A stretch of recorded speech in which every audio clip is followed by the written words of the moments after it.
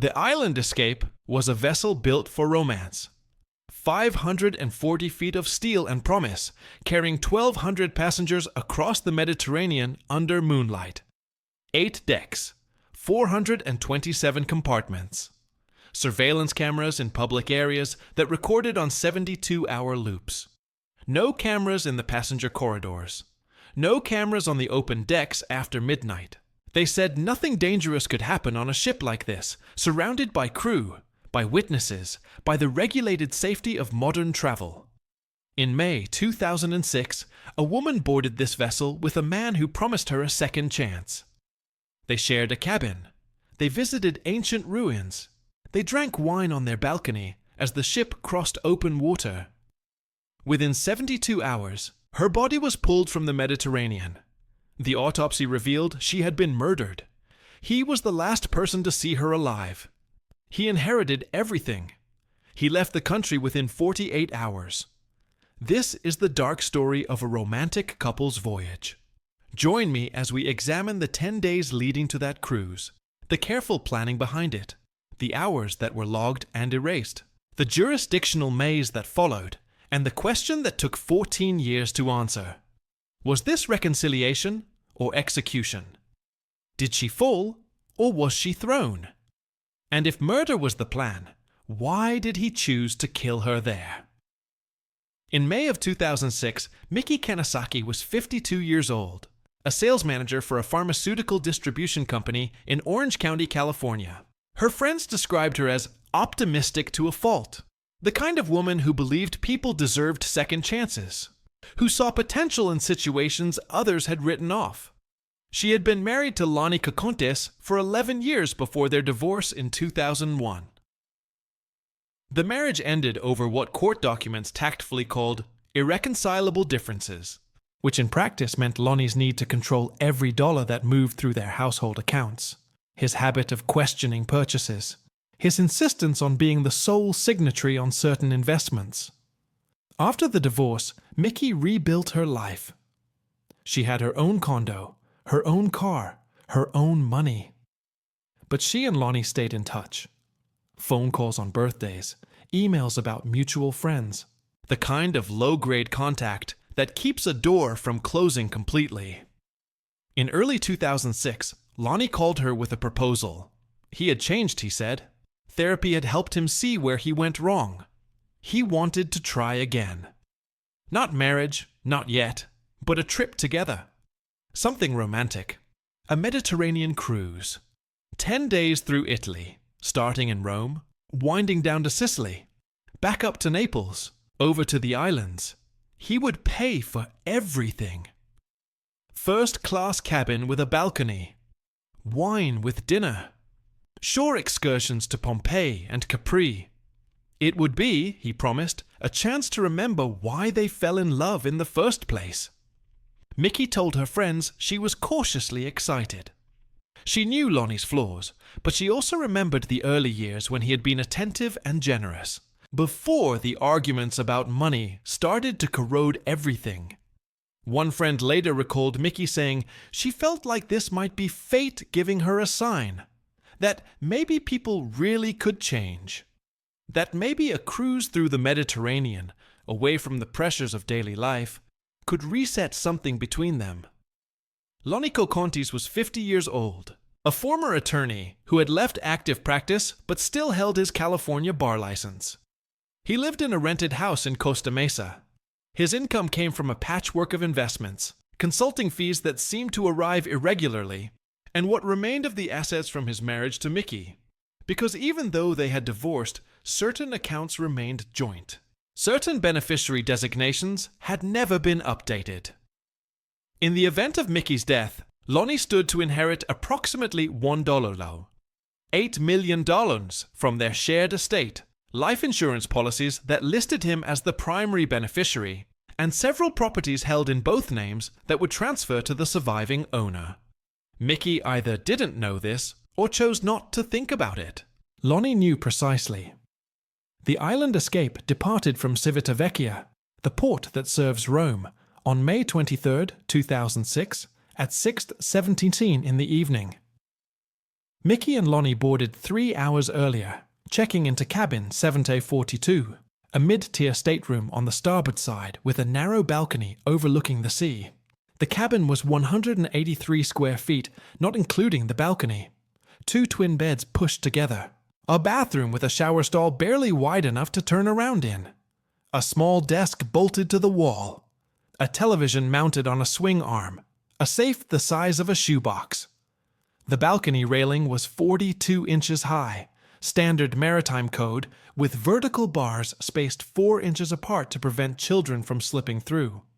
An adult would have to climb over it deliberately or be lifted. Other passengers saw them that first evening. A couple from Germany remembered Mickey at the buffet, laughing, loading her plate with pasta and shrimp. Lonnie stood beside her with a glass of red wine, his hand occasionally touching the small of her back. They looked, the German couple said later, like people in love. Or at least like people trying to be in love again. The ship sailed south along the Italian coast through the night. The next day they docked in Naples for 9 hours. Mickey and Lonnie took a shore excursion to Pompeii. Photographs from that day show Mickey standing in the Forum with Vesuvius in the background, her hair pulled back, sunglasses on, smiling. Lonnie is beside her in several shots, his arm around her shoulders. The tour guide remembered them as quiet, polite, attentive to the historical details. They bought a small bronze replica of a Roman oil lamp from a vendor outside the ruins. On May 25th, the island escape docked in Messina, Sicily. This was the easternmost point of the cruise before the ship would turn back west toward Naples and eventually Rome. Mickey and Lonnie spent the afternoon in Taormina, a hillside town overlooking the Ionian Sea. They had lunch at a restaurant with a terrace view. The waiter later told Italian police that the couple seemed happy, that they ordered a bottle of local white wine and split a seafood risotto, that Lonnie paid in cash and left a generous tip. They returned to the ship by 4:30 p.m. Other passengers were already back on board, showering, resting before dinner. The ship was scheduled to depart Messina at 6:00 p.m. for an overnight crossing to Naples, approximately 140 nautical miles northwest across the Tyrrhenian Sea. Estimated arrival in Naples, 8:00 a.m. the following morning. The ship pulled away from Messina on schedule. The sea was calm that evening, a light chop, winds at 8 knots from the northwest. Visibility unlimited. No weather advisories. The island escape cruised at 18 knots, her usual speed, engines humming steadily below decks. Dinner service began at 7:00 p.m. in the main dining room. Mickey and Lonnie did not go to dinner. Instead, according to Lonnie's later statement to authorities, they ordered room service to their cabin. A bottle of Chianti, cheese and crackers, some fruit. The room service steward, who delivered the order at 7:45 p.m., remembered knocking, waiting, handing over the tray to Lonnie, who thanked him and closed the door. The steward noticed nothing unusual. Lonnie seemed relaxed. There were no raised voices from inside the cabin, no sounds of distress. What happened next is a reconstruction built from fragments. Lonnie's statements, the ship's records, the autopsy findings, the timeline that prosecutors would later piece together in a California courtroom. Lonnie claims he and Mickey sat on the balcony for a while, drinking the wine, watching the coastline fade into darkness as the ship moved into open water. Around 9:00 p.m., they came back inside. Mickey wanted herbal tea, something to help her sleep. The cabin had a small electric kettle, but no tea bags. Lonnie said Mickey told him she was going to walk to the 24-hour cafe on Deck 5 to get some chamomile tea. He said he took an Ambien, a sleeping pill he had brought for the trip, because he sometimes struggled with insomnia in unfamiliar beds.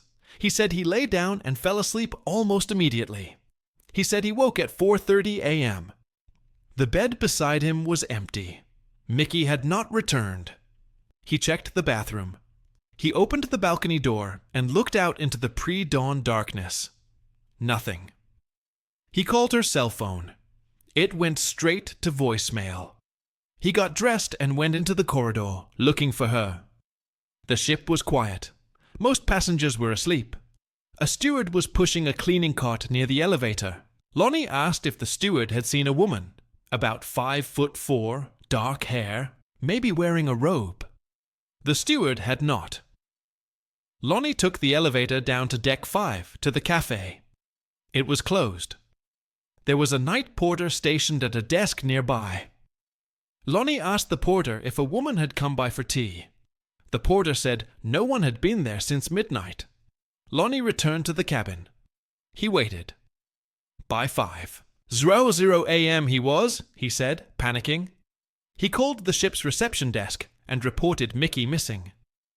The night manager, a Croatian officer named Dusan Petrovic, came to the cabin within minutes. He asked Lonnie to describe what had happened. Lonnie repeated his story. Mickey left to get tea around 9:00 p.m. She never came back. He fell asleep. He woke and she was gone. Petrovic radioed the bridge. The captain, an Italian named Aldo Marchetti, authorized an immediate search. This is standard protocol when a passenger is reported missing. The assumption always is that the person is somewhere on the ship. Injured perhaps, disoriented, lost, but on the ship. The crew began a deck-by-deck sweep. Every public area, every corridor, the pools, the lounges, the library, the casino, the theater, the gift shops, the spa, the gym, the walking track on the upper deck. They checked the stairwells. They knocked on the doors of public restrooms. They paged Mickey over the ship's PA system. Would passenger Mickey Keinsaki please contact the nearest crew member or return to your cabin? Your companion is looking for you. The announcement repeated in English, Italian, and German. Passengers began to wake. Some came out into the corridors in their pajamas, asking what was happening. The crew was polite but firm. Please return to your cabins. We are conducting a routine search. Nothing to worry about. The island escape has 427 separate interior compartments accessible to passengers, 8 decks, 12 stairwells, 4 elevator banks, miles of corridor. The search took 2 hours. By 7:00 a.m., the sun was rising over the Tyrrhenian Sea. The ship was 18 miles southwest of Naples, approaching the harbor entrance. They had not found Mickey. Captain Marchetti made the call. He contacted the Italian Coast Guard and reported a missing passenger, presumed overboard. The term presumed overboard carries weight. It means the ship has been searched, and the person is not on the ship. It means the possibility that the person is in the water. The Coast Guard dispatched a patrol boat and a helicopter. They began searching the ship's route backward, calculating drift based on wind and current. At 18 knots, the island escape had covered roughly 160 nautical miles since leaving Messina. If Mickey went into the water at 9:00 p.m., she could be anywhere along a 120-mile corridor of open sea. The ocean here is deep, 3,001 feet in places. The water temperature in late May is about 68 degrees Fahrenheit, cold enough that hypothermia becomes a factor within hours. Survival time for an average adult in that water, assuming they could swim and stay afloat, is estimated at 12 to 18 hours before exhaustion and hypothermia incapacitate them. The island escape docked in Naples at 8:47 a.m. Port authorities and Italian police came aboard. They sealed cabin 7042 as a precautionary measure. They interviewed Lonnie. He sat in a small office near the security station, exhausted, unshaven, visibly shaken according to the officer who took his statement. He repeated his account. Mickey left for tea. He fell asleep. She never returned. The police asked if they had argued.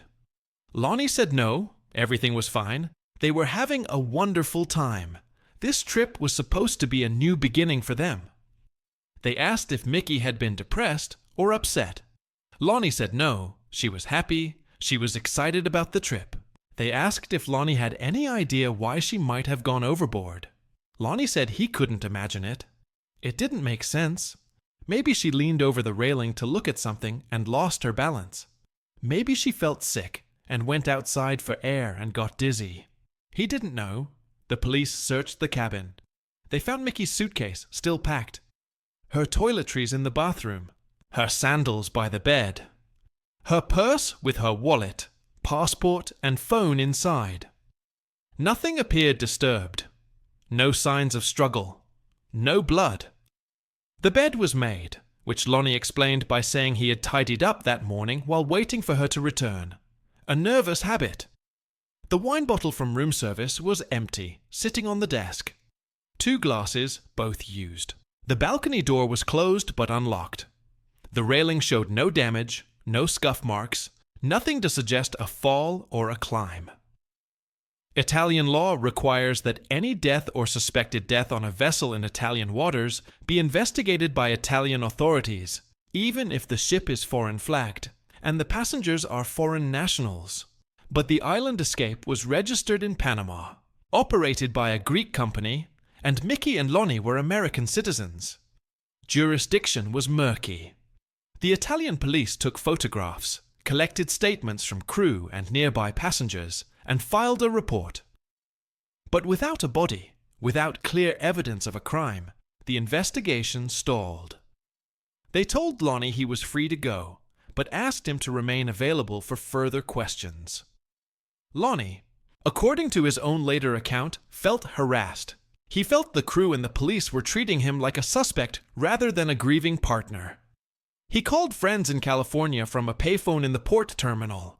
He complained that no one spoke English well, that he was being interrogated, that they seemed to think he had something to do with Mickey's disappearance. He said he just wanted to go home. Within 48 hours, Lonnie Cocontes had packed up everything, including all of Mickey's belongings, and boarded a flight from Naples to Los Angeles. He did not stay in Italy to help with the search. He did not wait for the Coast Guard to finish combing the water. He left. On May 27th, 2 days after Mickey was reported missing, a fishing boat operating near the island of Capri, about 20 miles south of Naples, found a body floating in the water. The fishermen radioed the Coast Guard. A patrol boat retrieved the body and transported it to a morgue in Naples. The body was identified as Mickey Kansaki through fingerprints and dental records. She was wearing the same clothes she had on in the photographs from Taormina.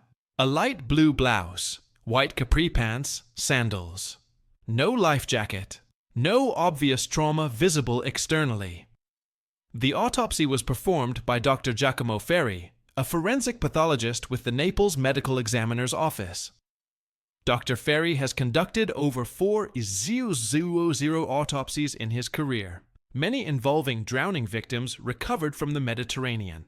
His report, later translated and entered into evidence in the United States, noted the following. Mickey Kanisaki had injuries to her neck consistent with manual strangulation. The hyoid bone, a small horseshoe-shaped bone in the throat, was fractured. There were petechiae, tiny hemorrhages in the whites of her eyes, another indicator of strangulation. There was seawater in her lungs, but the volume was inconsistent with prolonged immersion. Dr. Ferri's conclusion. Mickey had been strangled to death, likely rendered unconscious or dead before entering the water. The seawater in her lungs suggested she was still breathing, barely when she went in. But death occurred within minutes. This was not an accident. This was not suicide. This was homicide. The island escape had moved on. By the time the autopsy results were available, the ship was in Barcelona, 4 days into its next cruise with an entirely new set of passengers. Captain Marchetti was notified by radio. He reviewed the ship's records. The surveillance footage from the public areas on May 25th showed Mickey and Lonnie returning from their shore excursion at 4:30 p.m., walking together towards the elevator. After that, nothing. No footage of Mickey leaving the cabin. No footage of her going to deck 5 for tea. No footage of her on any deck. The cameras in the corridors outside passenger cabins had been deactivated years earlier due to privacy complaints. The cameras on the open decks ran on motion sensors and often malfunctioned at night. There was no visual record of what happened after Mickey and Lonnie entered their cabin. In California, Lonnie Cocontes told people Mickey had accidentally fallen overboard. He organized a small memorial service. He contacted a lawyer about settling her estate. He began making phone calls to banks and insurance companies, identifying himself as Mickey's widower and the beneficiary of her accounts. Within 3 weeks of her death, Lonnie had transferred over $600,000 from their joint accounts into accounts in his name alone. He filed a claim on a life insurance policy worth $250,000. He initiated probate proceedings to take control of properties they had owned together. Mickey's family, her brother in particular, grew suspicious. They had never trusted Lonnie. They remembered the fights during the marriage. They questioned why Mickey would have gone on a cruise with him in the first place, and they certainly questioned the timing of his financial moves. They contacted the Orange County Sheriff's Department. A detective named Raymond Hernandez began looking into the case. He reached out to the FBI, which has jurisdiction over crimes committed by U.S. citizens on the high seas. He contacted Interpol and Italian authorities. He requested the autopsy report. When it arrived, translated, and he read the word strangulation, the case shifted. This was no longer a missing person case or a tragic accident. This was murder. And Lonnie Cocontes, the only person known to be with Mickey that night, had left the country within 48 hours and was now liquidating her assets. The investigation into Mickey Kensaki's death moved slowly at first, constrained by the mechanics of international law enforcement. Detective Raymond Hernandez of the Orange County Sheriff's Department filed requests with Interpol in June 2006. The Italian authorities forwarded their reports, the autopsy findings, the photographs from the cabin, the statements from crew members. The FBI assigned an agent, a woman named Sarah Chen, who specialized in maritime crimes. Chen had worked cruise ship cases before: thefts, assaults, the occasional suspicious disappearance. But murder was rarer. Cruise lines don't like to talk about it, but the statistics exist if you know where to look. Between 2000 and 2010, approximately 165 people went overboard from cruise ships worldwide. Of those, roughly 30 were later determined to be homicides. The rest were accidents, suicides, or remain undetermined. The ocean is an efficient accomplice. It disperses evidence, dilutes timelines, creates jurisdictional nightmares. Agent Chen began building a timeline. She worked backward from the moment the Coast Guard pulled Mickey's body from the water near Capri. The currents in the Tyrrhenian Sea move counterclockwise, generally flowing south along the Italian coast before sweeping west and then north again. Wind that night had been light from the northwest. Chen consulted with oceanographers at Scripps Institution in San Diego. Based on where the body was found, based on the wind and current data, based on the ship's course and speed, they calculated that Mickey most likely entered the water somewhere between 9:00 p.m. and midnight on May 25th, along a stretch of sea roughly 40 miles west of the point where Sicily meets the Italian mainland. The island escape had passed through that area between 8:30 p.m. and 11:00 p.m. Lonnie claimed Mickey left the cabin at 9:00 p.m. If she had been murdered around that time and thrown overboard shortly after, the oceanographic models fit. But Chen needed more than models. She needed evidence that Lonnie had killed Mickey. The autopsy was clear: strangulation. But proving who strangled her, in a cabin with no witnesses, no surveillance footage, no physical evidence beyond the body itself, that was the challenge. Chen requested Lonnie's financial records. What she found was meticulous. In the 5 weeks following Mickey's death, Lonnie had moved $1,847,000 from various accounts, properties, and insurance policies into his personal control.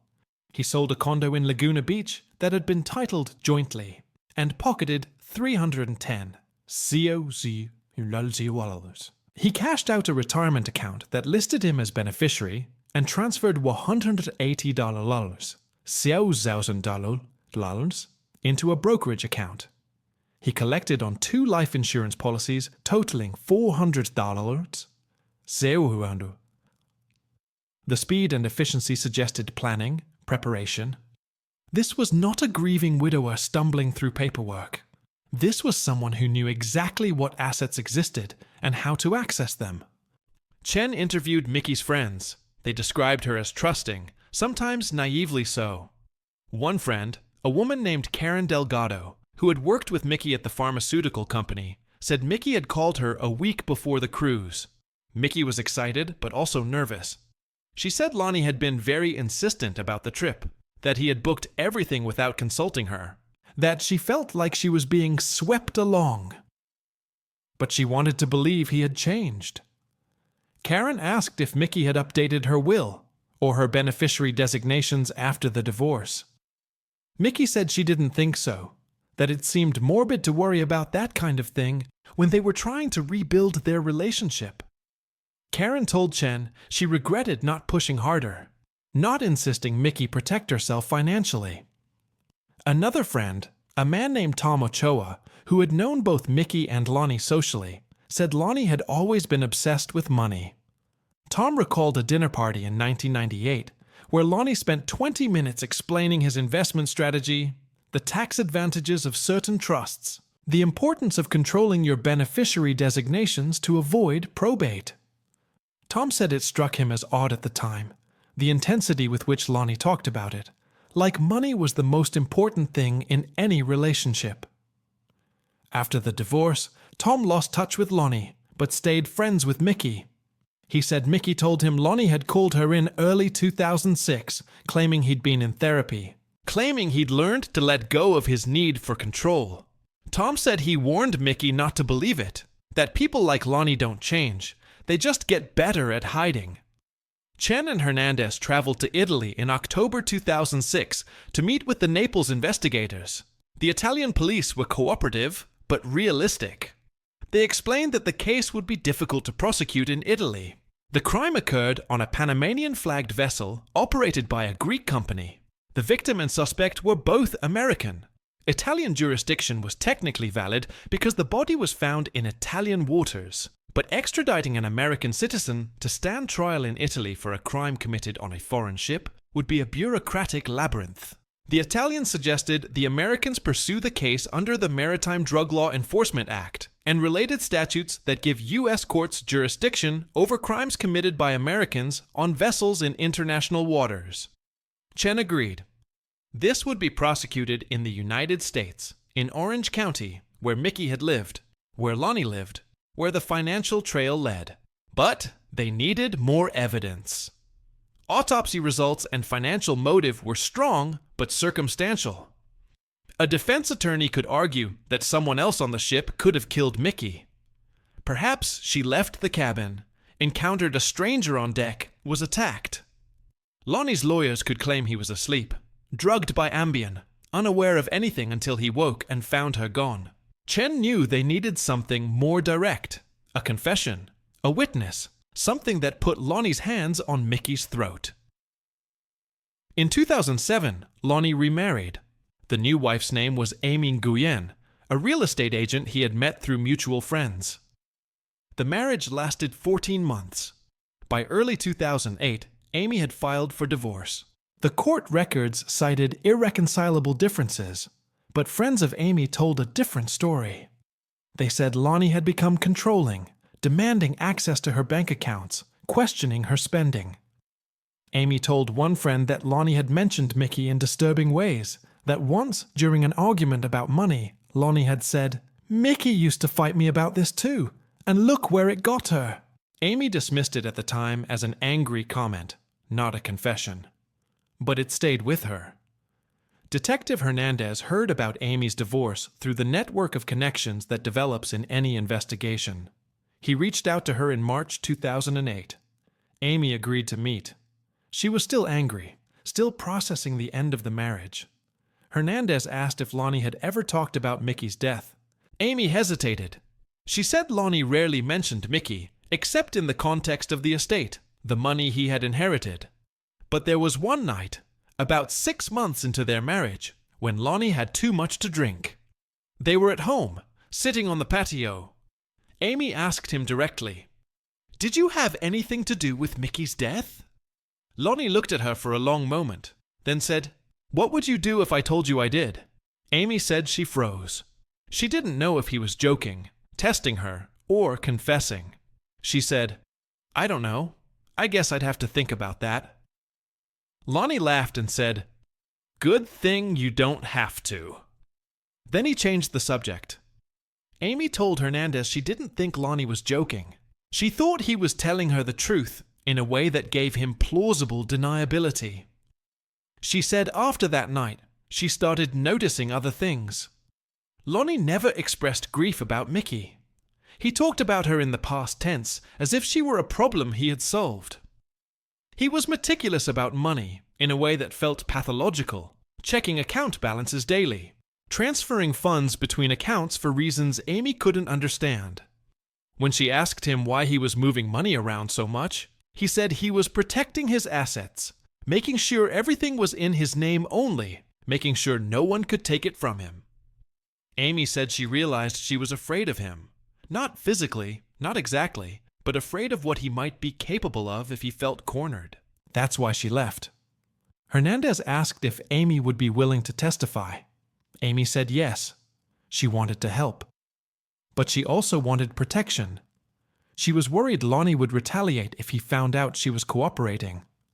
Hernandez assured her they would keep her involvement confidential until they were ready to move forward. In June 2008, a federal grand jury in Santa Ana began hearing evidence in the Kanesaki case. Prosecutors presented the autopsy findings, the financial records, the statements from friends, the timeline constructed by Agent Chen. They called Amy Nguyen. She testified in a closed session, describing Lonnie's comment about Mickey fighting him, and look where it got her, or describing the drunken quasi-confession on the patio. The grand jury also heard from a forensic accountant who traced every dollar Lonnie had moved after Mickey's death. The accountant showed that Lonnie had made the first withdrawal from their joint account within 72 hours of learning Mickey's body had been found, before any funeral arrangements, before notifying most of her family. The speed suggested foreknowledge.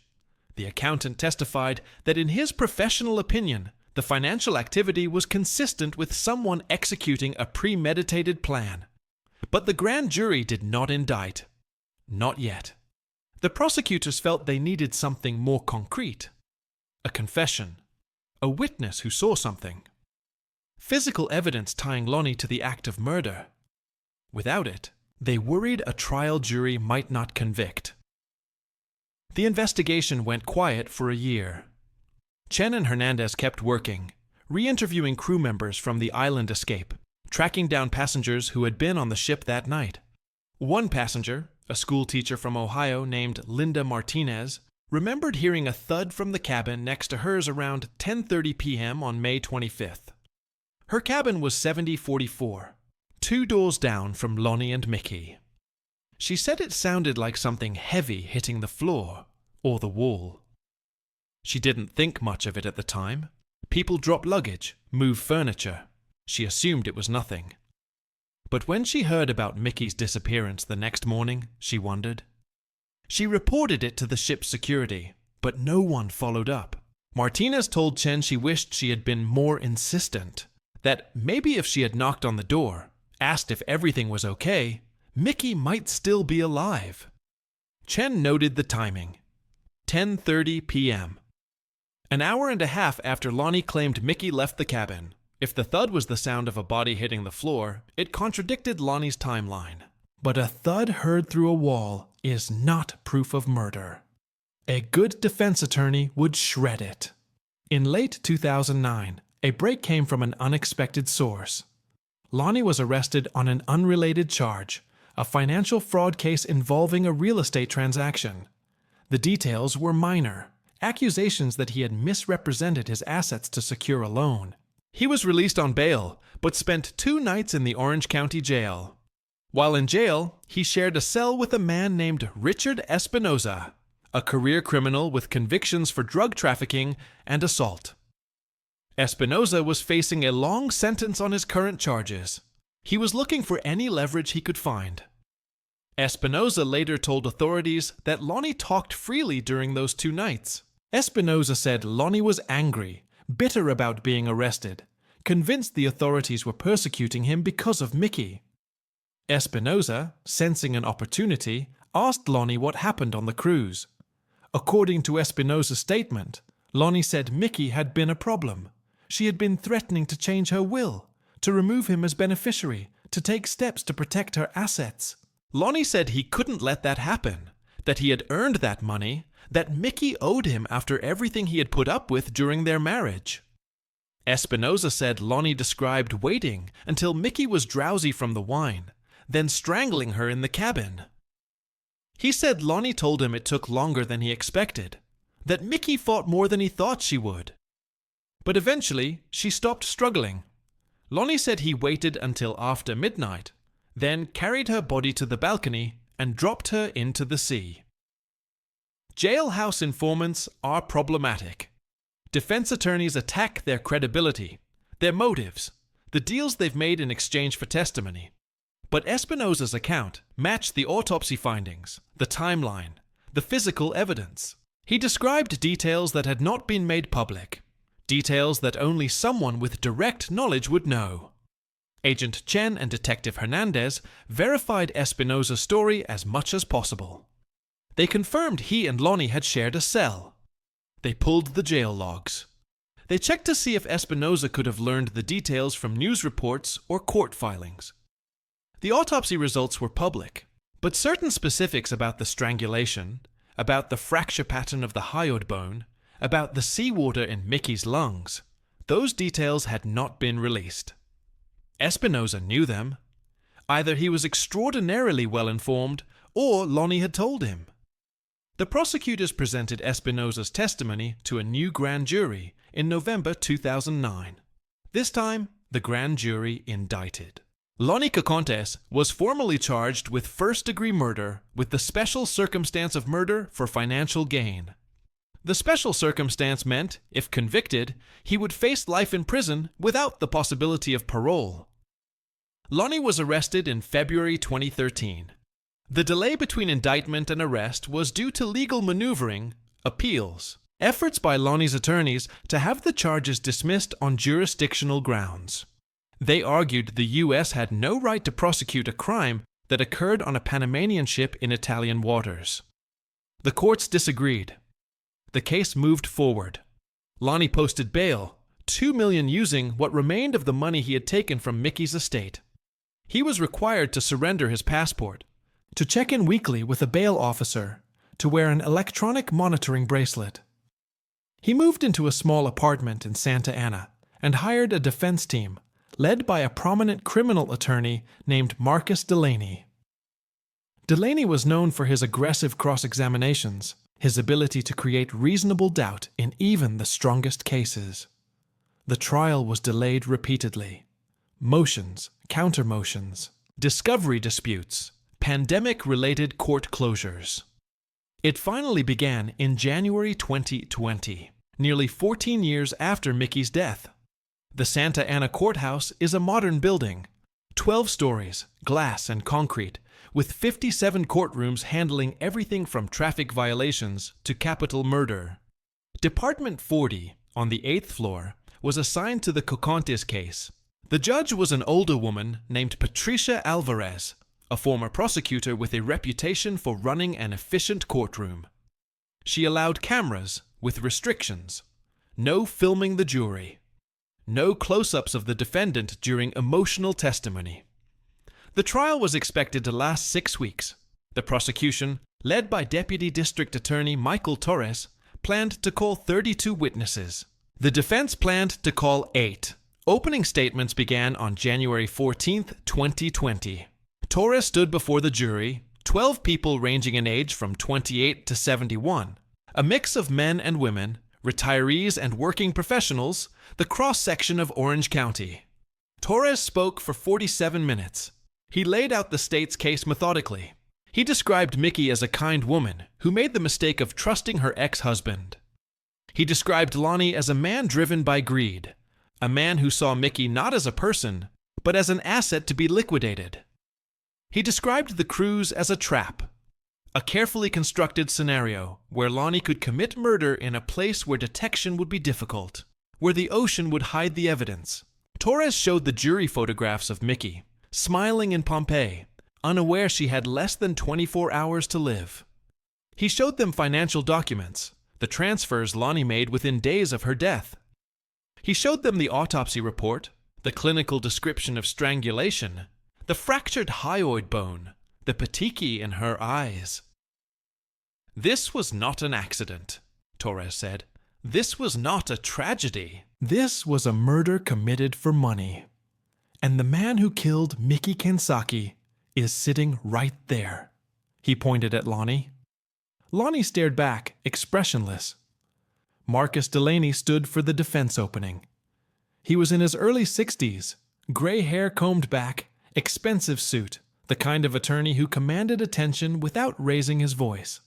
He spoke for 38 minutes. His strategy was clear from the first sentence: create doubt about everything. He acknowledged that Mickey's death was tragic. He acknowledged that she had been murdered. But he insisted the prosecution had failed to prove who murdered her. "Ladies and gentlemen," Delaney said, "the island escape carried 214 passengers and 486 crew members on that voyage. That's 700 people. Any one of them could have encountered Mickey Kansaki that night. Any one of them could have attacked her. The prosecution wants you to believe it was Lonnie Cocontes because he inherited money when she died. But inheritance doesn't equal murder. Lonnie and Mickey were married for 11 years. They owned property together. They had joint accounts. Of course, he inherited when she died. That's what happens in marriages, even divorced ones where people remain close." Delaney walked toward the jury box. "The prosecution will tell you Lonnie left Italy quickly. They'll make that sound suspicious. But put yourself in his position. Your partner vanishes from a cruise ship. You're in a foreign country. You don't speak the language. The crew is treating you like a suspect. The police are asking the same questions over and over. Wouldn't you want to go home? Wouldn't you want to be somewhere familiar, somewhere safe, somewhere you could grieve without being interrogated?" He paused, letting the question settle. "The prosecution has no physical evidence tying Lonnie to this crime. No fingerprints on Mickey's neck. No DNA under her fingernails. No witnesses who saw him harm her. What they have is speculation, innuendo, and the testimony of a jailhouse informant who traded his story for a reduced sentence. That's not proof beyond a reasonable doubt. That's a desperate attempt to solve an unsolvable case." Delaney returned to the defense table. "At the end of this trial, you will have questions. And that's exactly my point. When you have questions, when you have doubts, the law requires you to acquit. The state hasn't proven their case. They can't prove their case. And Lonnie Cocontes is innocent until they do." The first week of trial focused on establishing the basic facts. Torres called the Coast Guard officer who coordinated the search on May 26, 2006. The officer, now retired, described the challenges of searching open water, the way currents and wind can carry a body miles from where it entered the sea. He showed maps with the ship's route marked in red, the search area shaded in blue, the point where Mickey's body was found marked with an X. Torres called crew members from the island escape, the room service steward who delivered wine to cabin 7042 at 7. 45 p.m. testified that Lonnie seemed calm when he answered the door, that nothing appeared wrong. The night manager, Dusan Petrovic, described receiving Lonnie's call at 5 a.m., the ship-wide search, the growing certainty that Mickey had gone overboard. Petrovic testified that Lonnie seemed anxious but not distraught, that his primary concern seemed to be whether the crew suspected him. "He kept asking me, 'Do you think I did something to her? Is that what people are saying?' Petrovic testified. I told him no one was accusing him of anything. We were just trying to find his wife. But he kept bringing it up, like he was worried about how it looked. Delaney cross-examined Petrovich carefully. He established that English was Petrovich's third language after Croatian and Italian. That communication with Lonnie had been difficult. That perhaps Lonnie's questions were misunderstood or mistranslated. Petrovich held firm. He said Lonnie's meaning was clear enough. The prosecution called Captain Aldo Marchetti via video link from Italy. Marchetti, now 68 and semi-retired, described the ship's security systems. He confirmed there were no cameras in passenger corridors, no cameras on the open decks at night. He explained that the surveillance system was designed to monitor public areas for safety and theft prevention, not to track individual passengers. He testified that in his 40 years at sea, he had dealt with 7 overboard incidents. 3 were clear suicides, witnessed by other passengers. 2 were accidents, people who climbed railings while intoxicated and fell. 1 was undetermined. And then there was Mickey Kansaki, the only case in his career that became a murder investigation. Torres asked Marchetti about the balcony railing height. Marchetti confirmed it was 42 inches, standard regulation, designed to prevent accidental falls. Torres asked if it would be possible for someone to accidentally fall over such a railing. Marchetti said it was unlikely unless the person climbed up onto something or deliberately leaned far out. He said in his experience, accidental falls from balconies were extremely rare. The second week brought the medical evidence. Dr. Giacomo Ferri flew from Naples to testify. He was 71 years old, lean, precise in his answers. Through an interpreter, he described conducting the autopsy on May 28, 2006. He showed the jury photographs, clinical and disturbing. Mickey's body on the examination table, pale from immersion, skin wrinkled from hours in the water. Close-ups of her neck showing faint bruising. Diagrams illustrating the fracture of the hyoid bone. The hyoid bone is delicate, Dr. Ferri explained. In an adult, it takes significant force to fracture it. Approximately 15 to 20 kilograms of pressure applied to the interior neck. This is not something that happens from a fall or from striking an object. This is consistent with manual strangulation, with hands compressing the throat. Torres asked about the seawater in Mickey's lungs. Dr. Ferri explained that the volume was minimal, suggesting she was nearly dead or already dying when she entered the water. He said if she had been alive and conscious when she went in, there would have been more water, evidence of gasping, of the drowning reflex. The pattern here suggested she was strangled first, then immersed while barely breathing. In your professional opinion, Torres asked, could this have been an accident? No, Dr. Ferri said firmly. The injuries are not consistent with accident or suicide. This is homicide. Delaney's cross-examination was technical. He questioned the precision of Dr. Ferri's conclusions, suggesting that decomposition and water damage could have affected the findings. He asked if it was possible the hyoid bone was fractured by wave action, by the body striking debris in the water. Dr. Ferri said no, the fracture pattern was too clean, too consistent with compression from hands. Delaney pressed. He asked if Dr. Ferri could say with absolute certainty who had strangled Mickey. Dr. Ferri admitted he could not, that the autopsy showed how she died, but not who killed her.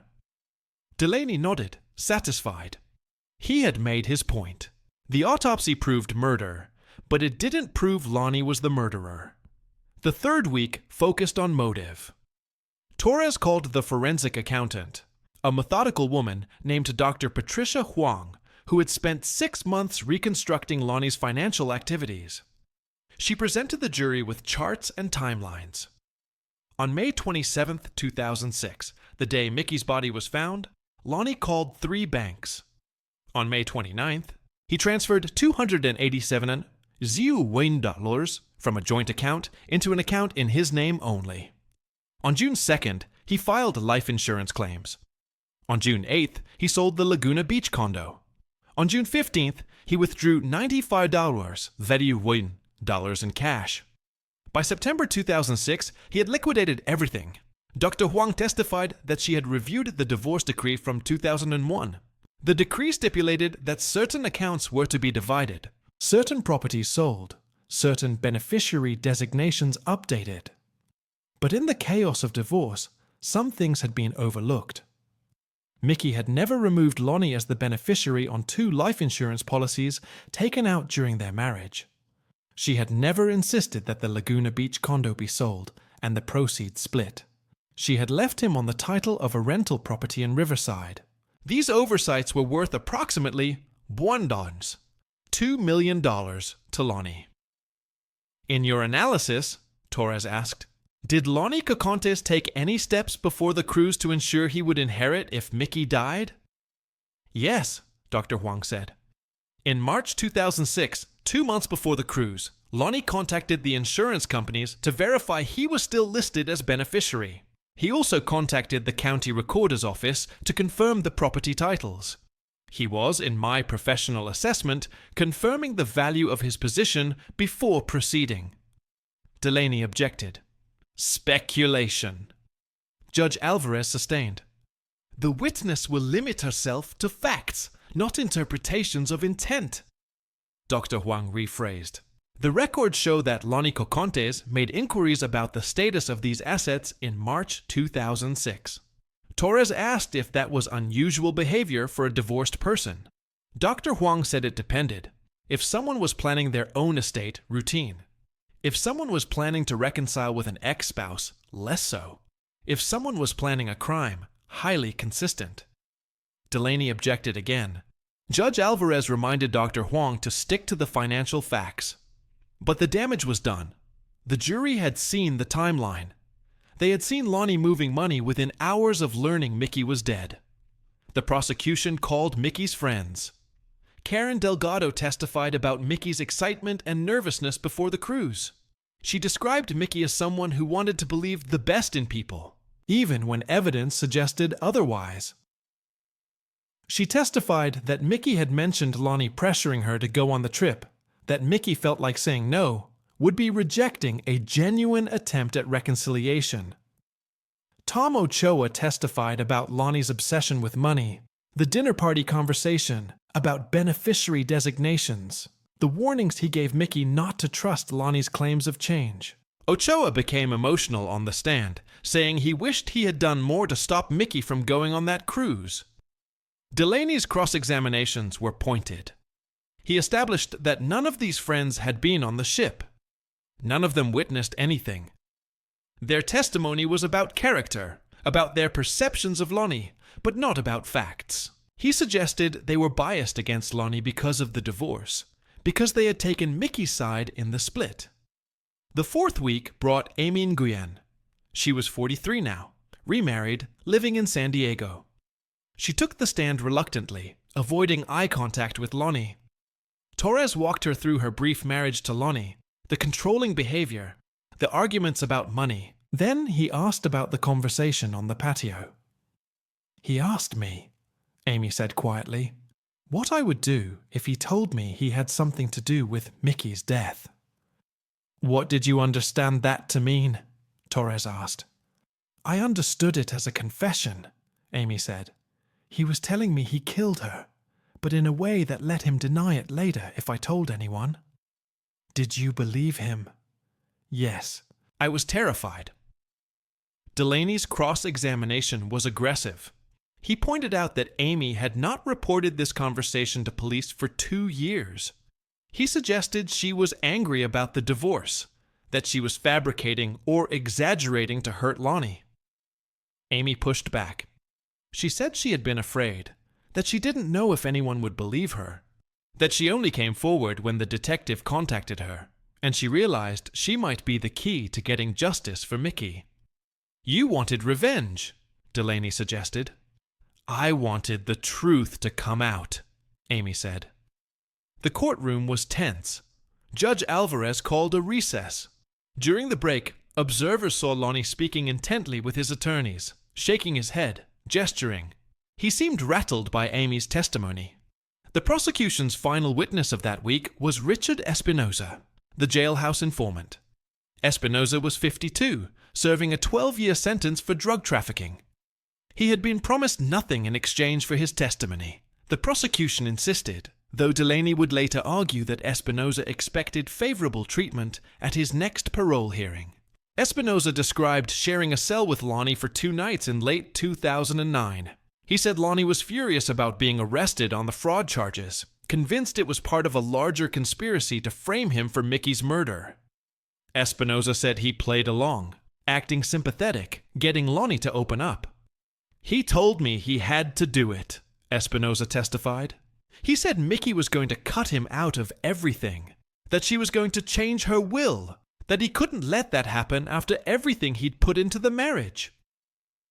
Torres asked Espinoza to describe what Lonnie said about the actual murder. Espinoza hesitated, then continued. He said he waited until she was half asleep. They'd had wine. He said he put his hands around her neck and squeezed.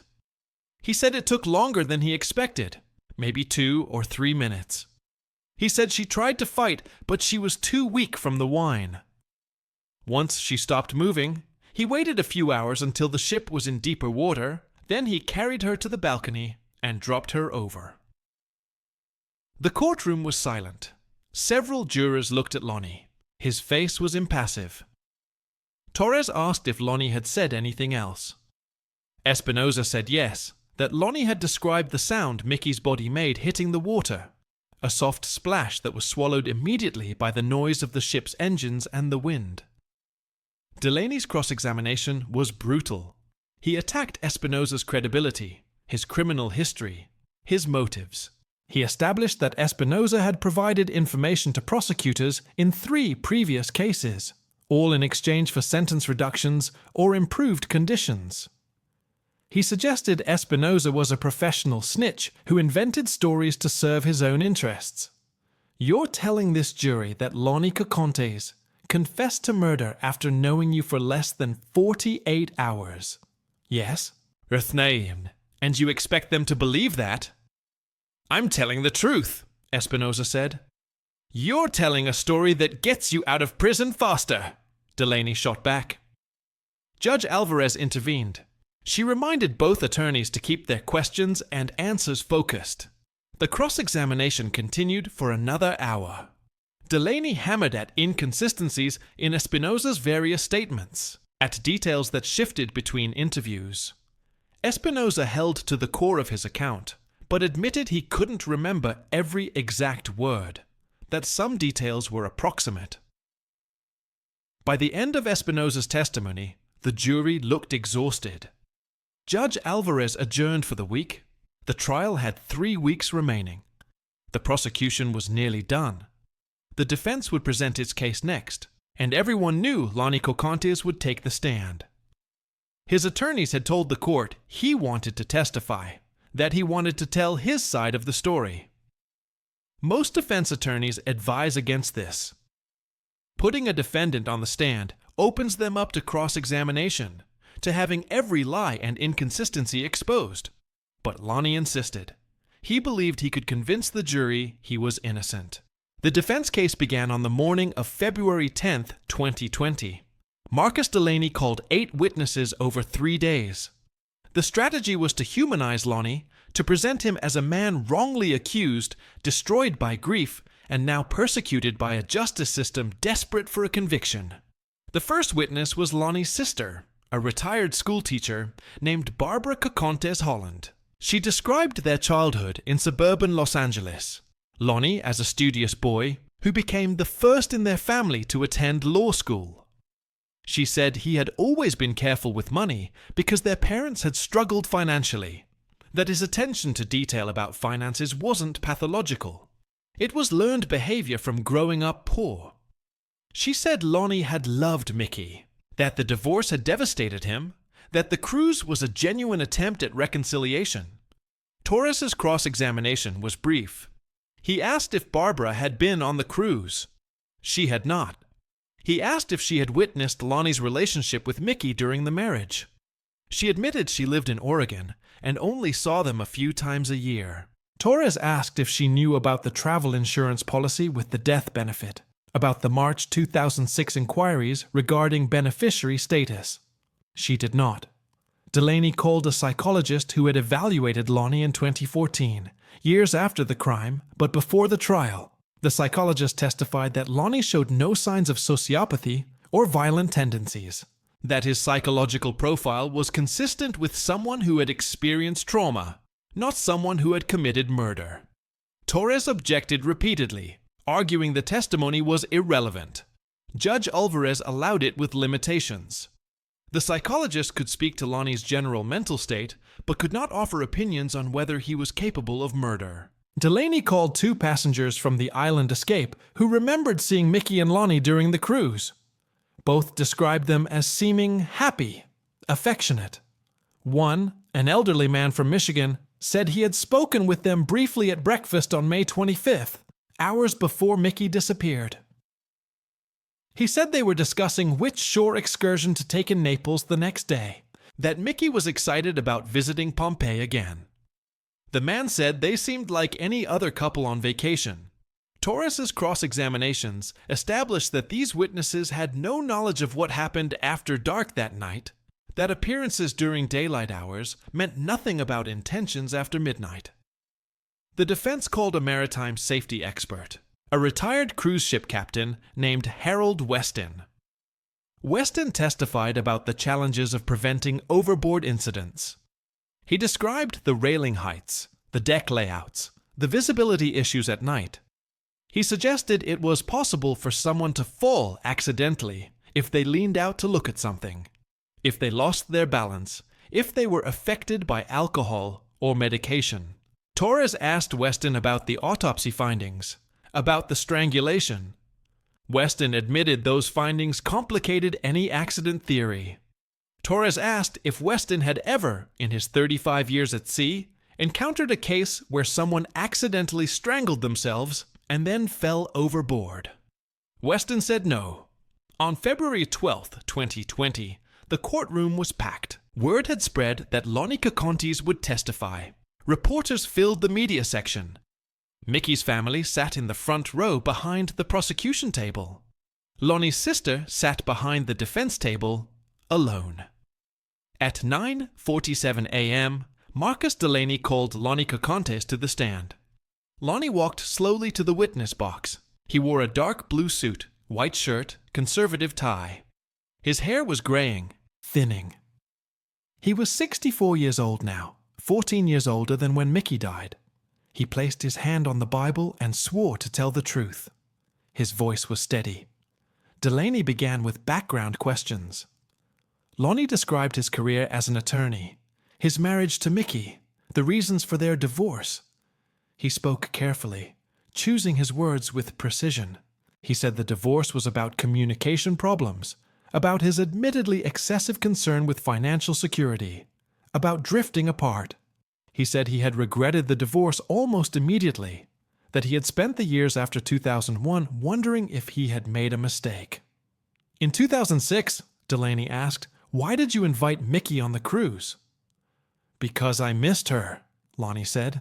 "I had been in therapy, working on my issues with control and trust. My therapist suggested that if I wanted to repair the relationship, I needed to make a grand gesture, something that showed I was willing to invest in us again." The cruise seemed perfect. Romantic, relaxed, away from all the stress of daily life. Did you plan to hurt Mickey on that cruise? Absolutely not. I loved her. I wanted us to have a future together. Delaney walked Lonnie through the cruise itself. Lonnie described the ports they visited, the meals they shared, the conversations about possibly remarrying. He said Mickey had been happy, that she told him she was glad they were giving it another try.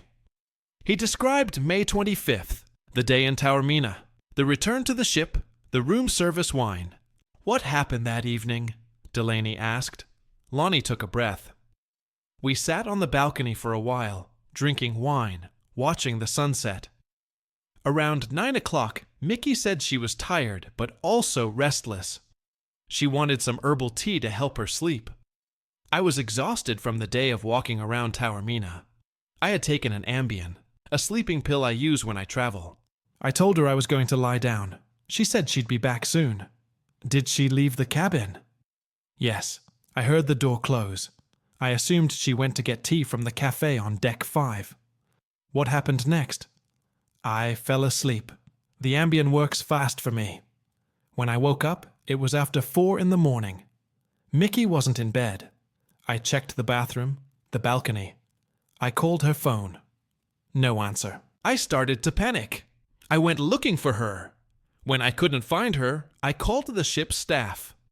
Delaney asked about Lonnie's behavior during the search, his decision to leave Italy quickly.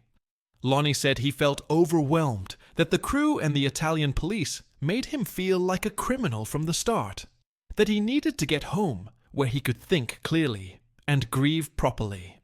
Did you strangle Miki Kensaki? No. Did you throw her overboard? No. Did you have anything to do with her death?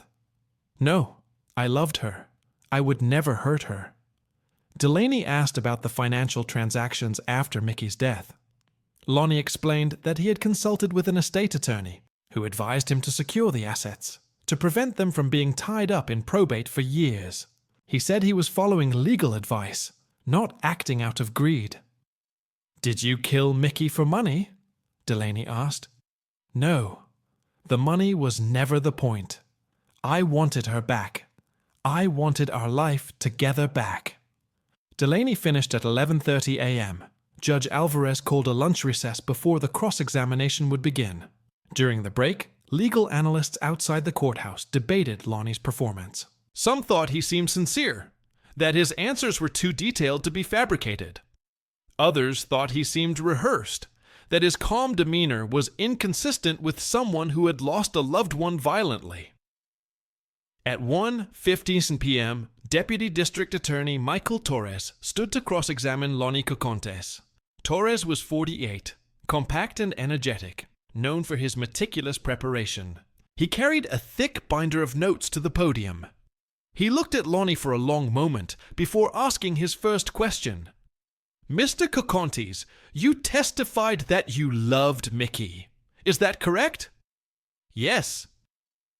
You loved her so much that you strangled her to death and threw her body into the Mediterranean Sea.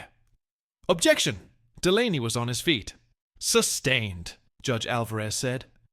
Mr. Torres, rephrase. So? Torres nodded. You loved Mickey, but within 72 hours of learning her body had been found, you withdrew nearly $300 from accounts that had her name on them. I was securing the assets, as I explained. Securing them for yourself. They were legally mine under the terms of our divorce and the beneficiary designations. Torres pulled out a document. This is the divorce decree from 2001. It states that joint accounts were to be closed and divided. Why were they still joint in 2006? Lonnie hesitated. We hadn't gotten around to it. We were still friendly, still in contact. It didn't seem urgent. Or you knew that as long as those accounts were joint, you would inherit if she died. That wasn't my thinking. Torres showed another document. These are phone records from March 2006. You called 3 insurance companies and the county recorder's office. What were you confirming? I don't recall specifically. You don't recall calling to verify you were still the beneficiary on Mickey's life insurance? I may have been organizing my own records. 2 months before you invited her on a cruise where she ended up dead. Objection, argumentative. Sustained. Torres shifted. You testified that Mickey left the cabin at 9 p.m. to get tea. The ship's cafe on deck 5 closes at midnight. The night porter said no one came by between 9 p.m. and midnight. If Mickey went to get tea, where did she go? I don't know. Maybe she went somewhere else. Maybe she went for a walk on deck and decided she didn't need tea after all. The ship was searched thoroughly. No one saw her after you returned to the cabin, at 4:30 p.m. that day. I can't explain that. I can, Torres said. She never left the cabin. You killed her in the cabin, waited until the ship was in deep water, and threw her overboard. That's not true. Torres showed photographs from the autopsy, the bruising on Mickey's neck. Dr. Ferry testified that these injuries required significant force, 15 to 20 kilograms of pressure. That's consistent with hands compressing the throat. Your hands, Mr. Cocontes. I didn't do this. You testified that you took an Ambien and fell asleep around 9 p.m. Ambien is a powerful sedative, yet you woke at 4:30 a.m., alert enough to search the ship. How does that work? I've built up a tolerance. I don't sleep as deeply as I used to. Convenient. It allows you to claim you were asleep when Mickey disappeared, but awake enough to notice she was gone. Lonnie's jaw tightened. I'm telling the truth. Torres asked about the luggage. When you left the ship in Naples, you took all the luggage, including Mickey's. Why? I didn't know what else to do with it. I thought I should keep her things safe. Or you took her things because you knew she wouldn't be coming back for them. I was hoping they would find her alive. But you packed up everything and left Italy within 48 hours. I've explained that. I felt harassed. I needed to go home. Torres pulled out a transcript. This is from a phone call you made on May 27, 2006, from Naples to your friend Donald Green in California. You said, and I quote, "They're treating me like I did something to her. It's ridiculous. They have no evidence." How did you know they had no evidence if you weren't worried about being accused? Lonnie paused. I assumed they were looking at me because I was the last person with her. That's standard procedure. Or you knew they had no evidence because you had been careful not to leave any. I didn't do anything wrong. The cross-examination continued for 3 hours. Torres methodically dismantled Lonnie's timeline, his explanations, his motives. He asked about Amy Nguyen's testimony, the comment about Mickey fighting him, and look where it got her. Lonnie said Amy misunderstood that he had been making a dark joke about how arguments ruined their marriage, not a confession. Torres asked about Richard Espinoza. Lonnie said Espinoza was lying, that he had never confessed to anything, that Espinoza invented the story to get leniency in his own case. So Amy is lying. Espinoza is lying. The financial records are misleading. The autopsy is inconclusive, and you're the only one telling the truth. I am telling the truth, Lonnie said, his voice rising for the first time. You planned this cruise as an opportunity to murder Mickey and inherit nearly $2 million. No. You strangled her in your cabin. No. You threw her body into the sea. No. And for 14 years, you've lived off the money you gained from her death. Lonnie was silent. His face was flushed. Delaney half rose, then sat back down. Torres returned to the podium, shuffling his notes. No further questions. Judge Alvarez called a recess. The courtroom emptied slowly. Observers said Lonnie looked shaken as he walked back to the defense table. His testimony had lasted 6 hours. Legal analysts agreed it had been a disaster. He had seemed defensive, evasive, unable to explain the contradictions in his account.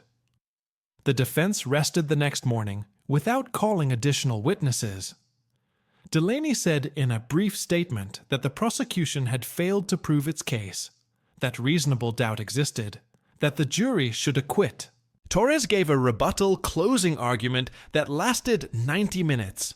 He walked through the evidence piece by piece, the autopsy, the financial motive, the timeline, the witnesses, Lonnie's own contradictory statements. Mickey Keinsaki trusted Lonnie Cocontes, Torres said. She believed he had changed. She believed he wanted to reconcile. She was wrong. He lured her onto that ship for one reason, to kill her and take her money.